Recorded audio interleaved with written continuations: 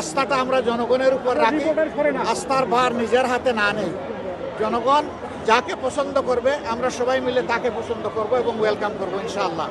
তবে আমরা যদি বেটার এডুকেশন দিতে পারি তাহলে বেটার নেশন আমরা বিল্ড আপ করতে পারবো।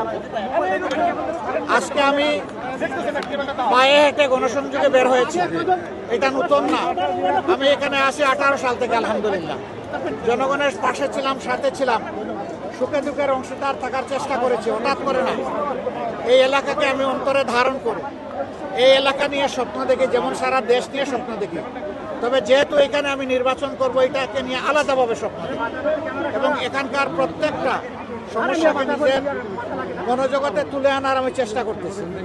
আল্লাহ যদি সুযোগ দেন তার একান্ত মেহরবানিতে এবং জনগণের রায়ে ভোটে, তাহলে আমরা ইনশাআল্লাহ এই এলাকাকে একটা আদর্শ এলাকা হিসেবে গড়ে তোলার চেষ্টা করব। আমার একজন প্রতিদ্বন্দ্বী এখানে আছেন অনেকেই, একজন বিশেষ প্রতিদ্বন্দ্বী আছেন, তাকে আমি ওয়েলকাম করি।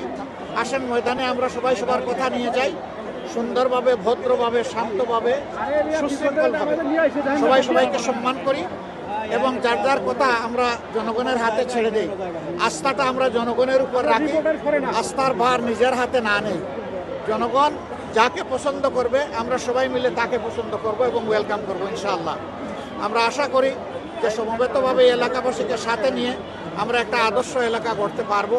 এখানে অনেক সমস্যা আছে, জলাবদ্ধতার সমস্যা, রাস্তাঘাটের সমস্যা, স্কুল কলেজের সমস্যা, এখানে কোনো বিশ্ববিদ্যালয় নেই, আদর্শ মানের মানসম্মত কোনো হাসপাতাল নেই, খেলার মাঠ নেই, পার্ক নেই, ওয়াকওয়ে নেই, বিশ্রামের ব্যায়ামের কোনো জায়গা নেই।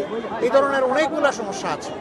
আমরা আলহামদুলিল্লাহ এই এলাকা নিয়ে একটা রূপকল্প আমরা তৈরি করেছি এবং সবাইকে নিয়েই আমরা সমাধান করব। আপনারা দোয়া রাখবেন।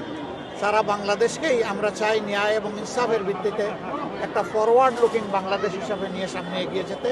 পিছন নিয়ে আমরা আর কামড়াকামড়ি করতে চাই না, আর জাতিকেও আমরা বিভক্ত করতে চাই না। আমরা সবাই মিলেমিশে ইনশাল্লাহ সামনে আগাতে চাই। এই শিক্ষা প্রতিষ্ঠানের আমি উন্নতি কামনা করছি। যখন ঢুকি তখন ছোটো বাচ্চারা যেভাবে আজকে আমাকে রিসিভ করেছে, আমি সিম্পলি অভিভূত। আল্লাহ এই বাচ্চাগুলোকে কবুল করুন, দেশের সুনাগরিক হিসাবে গড়ে ওঠার তৌফিক দান করুন সবাই।